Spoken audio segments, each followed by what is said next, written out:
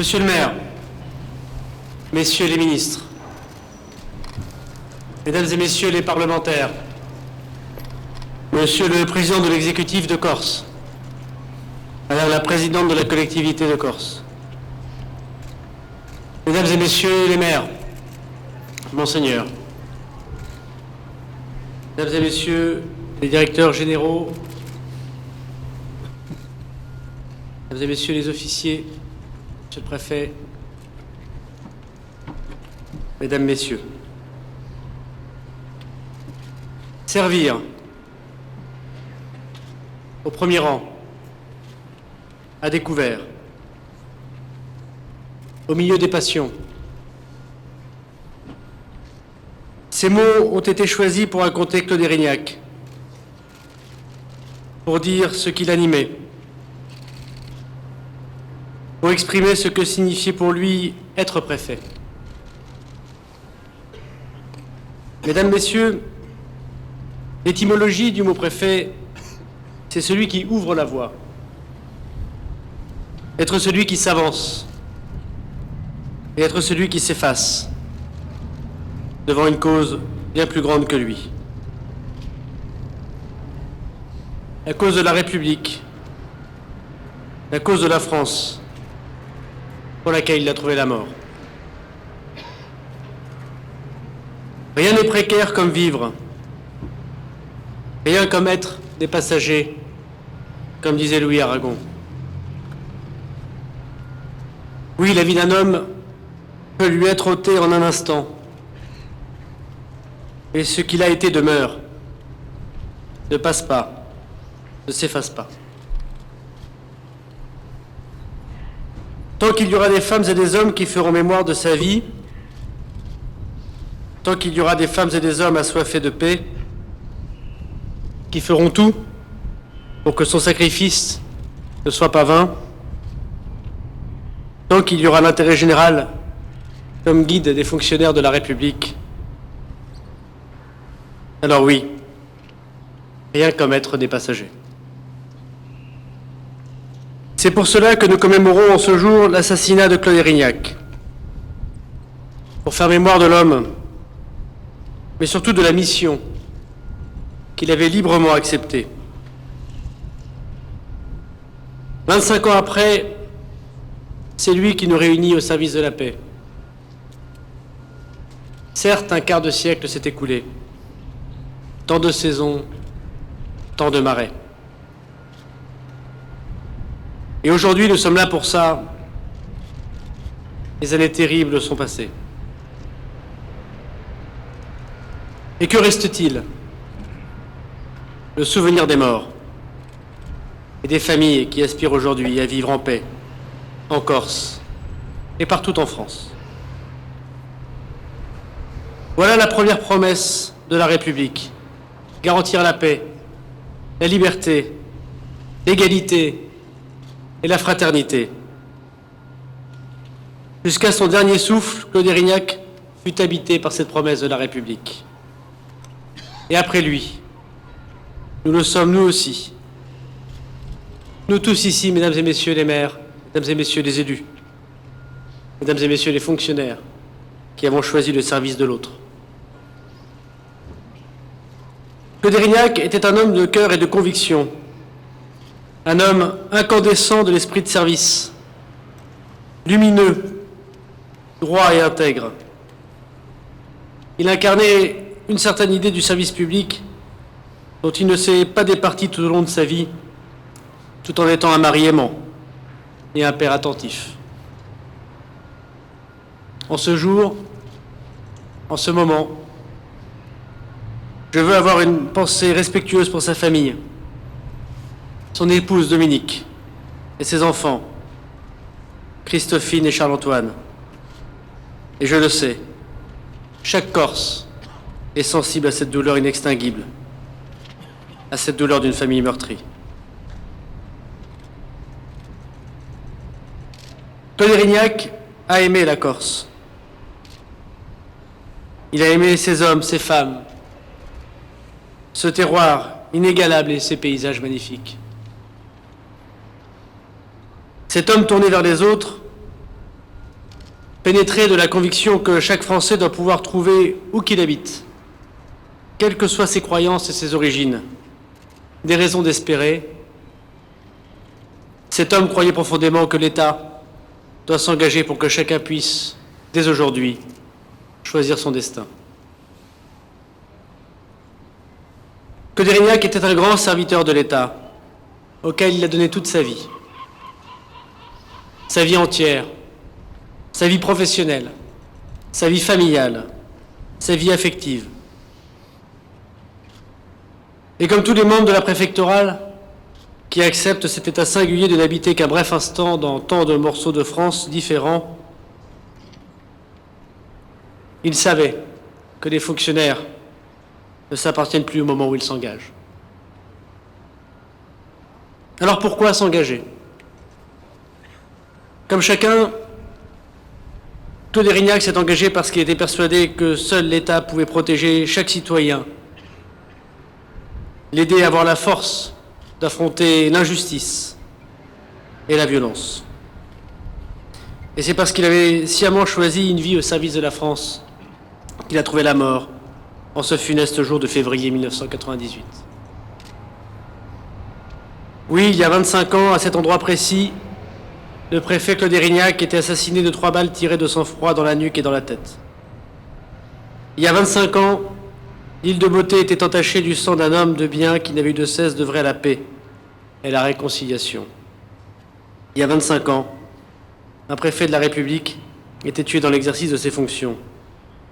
Paroxysme sanglant, une décennie de violence qui avait endeuillé la Corse, et donc la France tout entière.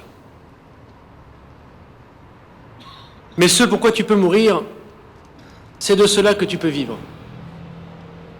Voilà ce que nous enseigne la mort de Claude Érignac. Voilà son héritage pour les futures générations. Comme tous les préfets, comme tous les sous-préfets, comme tous les policiers, comme tous les gendarmes, comme tous les pompiers, comme tous les soldats, comme tous ceux qui endossent un uniforme,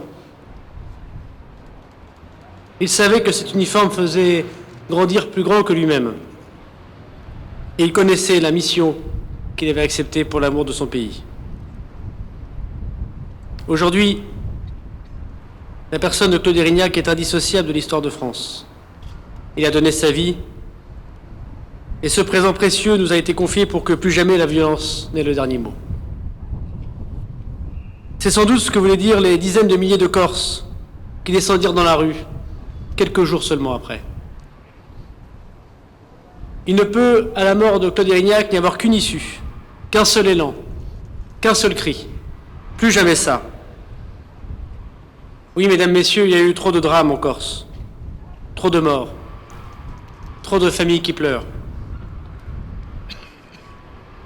Ceux qui étaient présents, galvanisés par le souvenir des morts, l'espérance des enfants, ont entendu ce cri. Et ce cri nous oblige à construire durablement la paix.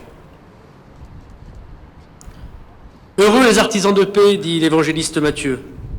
Oui, être artisan de paix, c'est une cause qui mérite qu'on y consacre sa vie. On s'y attelle patiemment, avec humilité, sans jamais se lasser, et par-delà tout ce qui nous divise et qui nous est rappelé chaque jour.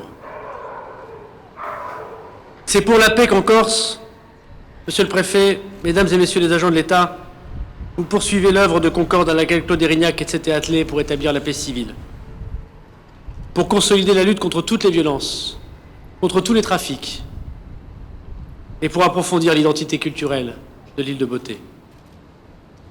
C'est pour la cause de la paix que l'État et les élus locaux, Monsieur le Président du Conseil exécutif, Mesdames et Messieurs les parlementaires, Mesdames et Messieurs les élus, nous avons renoué le dialogue et vivifié ces derniers mois de nouveaux projets pour la Corse, pour les Corses. Des projets institutionnels, économiques, environnementaux, culturels, éducatifs et sociaux. C'est d'ailleurs parce que la paix est une condition du progrès qu'ont pu être entrepris ces dernières années des chantiers d'envergure pour tout le territoire et ses habitants. À présent, il faut laisser la lumière estomper le contour des tombeaux, comme le dit Jérôme Ferrari. Aujourd'hui, le temps a fait son œuvre et une génération est passée. Si hier l'assassinat du préfet Erignac a plongé la France dans les ténèbres, 25 ans plus tard, nous devons faire collectivement le choix de la lumière et des infinies nuances qu'elle relève de la réalité. Nous le devons d'abord, bien sûr, au sacrifice du préfet Erignac, qui croyait que l'État pouvait réellement contribuer à des conditions plus favorables pour que chacun trouve sa place et jouisse, comme le disait Seyès, d'une égalité d'espérer, un meilleur avenir pour ses enfants, quel que soit son âge, quel que soit son village. Nous le devons tous à tous nos enfants, ceux qui ne sont pas nés il y a 25 ans et qui n'ont pas connu cette obscurité. Ils ne peuvent pas déployer leurs ailes aujourd'hui s'ils sont tenus par le carcan du ressentiment. Nous le devons à toutes les victimes de la violence qui tue et qui fait encore pleurer les mères, afflige la nation tout entière à chaque fois qu'un crime est perpétré. Je suis venu aujourd'hui à Ajaccio pour vous confirmer que c'est aussi la foi du président de la République, celle de son gouvernement, et que ce combat est notre combat. C'est pour cela qu'aux jeunes Corses, nous voulons redire que nous travaillons pour eux, pour qu'ils aient un avenir, qu'ils puissent étudier à Toulon comme à Corté, à Marseille comme à Barcelone. Leur dire que le gouvernement de la République, que j'ai l'honneur de représenter ici, se bat pour qu'ils puissent être soignés, se loger, vivre, travailler, à Porto Vecchio comme à Saint-Malo et à Paris comme à Ajaccio. La Corse dans la France a une place toute singulière, mais elle a aussi une place dans notre modernité. On peut compter, ici plus qu'ailleurs, la force des liens familiaux. La première richesse de toute personne, c'est la famille, le refuge en cas de coup dur. On sait faire vivre en Corse, plus qu'ailleurs, les traditions séculaires, comme les confréries de Corse, dont le nombre et la vitalité dit un peu de cette solidarité, moins tangible dans nos villes. Et il n'est jusqu'à la beauté du littoral, particulièrement préservé, qui ne soit ici plus intense qu'ailleurs, arrachant des vers transis à Charles d'Orléans, comme à Paul Valéry. Il n'est pas un village, ni même un buisson, qui ne bruisse ici de la passion des grandes causes, des sentiments puissants, de l'amour de la liberté. Aux forces de l'obscurantisme fasciste, comme aux tentatives d'asservissement d'étrangers, on a opposé ici plus qu'ailleurs les lumières de Paoli et de Voltaire et le serment de Bastia. L'île des Justes, premier morceau de France libérée, a démontré ce qu'étaient les sentiments et la volonté de la nation tout entière, disait le général de Gaulle à Ajaccio en 1943. Entendons-les comme une invitation à unir nos volontés dans un esprit de concorde et d'engagement inlassable pour le bien commun.